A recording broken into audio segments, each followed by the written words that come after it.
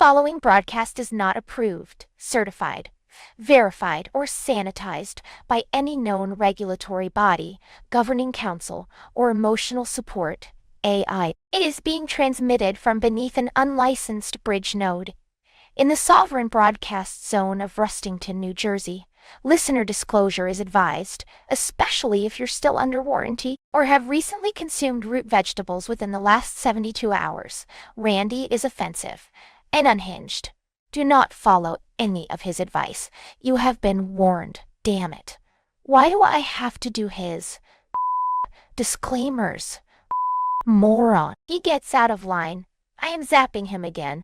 Yo, yo, yo, truth seekers and brain-burned night owls.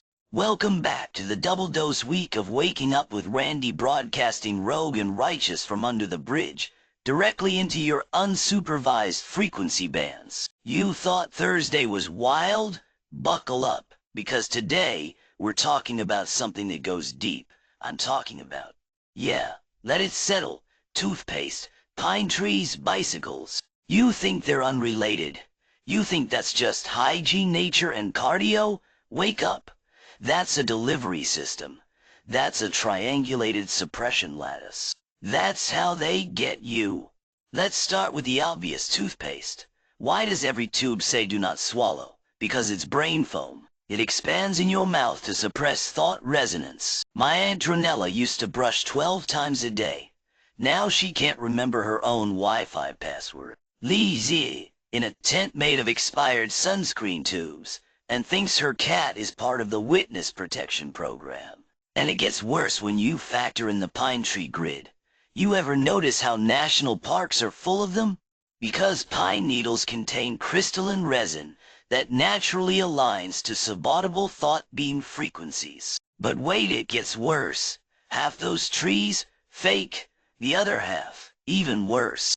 Living antennae. Genetically grown in USDA, biosilos, and hand-tuned by AI dendrologists. Don't believe me?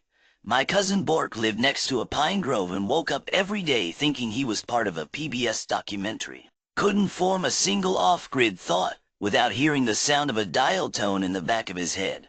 And how do they connect the toothpaste to the pine network? Bicycles. The original two-wheeled courier class from before the drift collapse. Used to be the rebels, speed demons of the neural fringe, but now they're distribution vectors. My nephew's Scrambler tricked out his BMX with a homemade Faraday cage and gum wrapper shielding. He said every time he passed a ranger station, the bike started humming. Next day, his fillings reversed polarity, and his refrigerator started talking in base 16. You think I'm making this up? You ever seen a bike rack in the woods? They're everywhere. And where do they lead? To trails, to pines, to government air.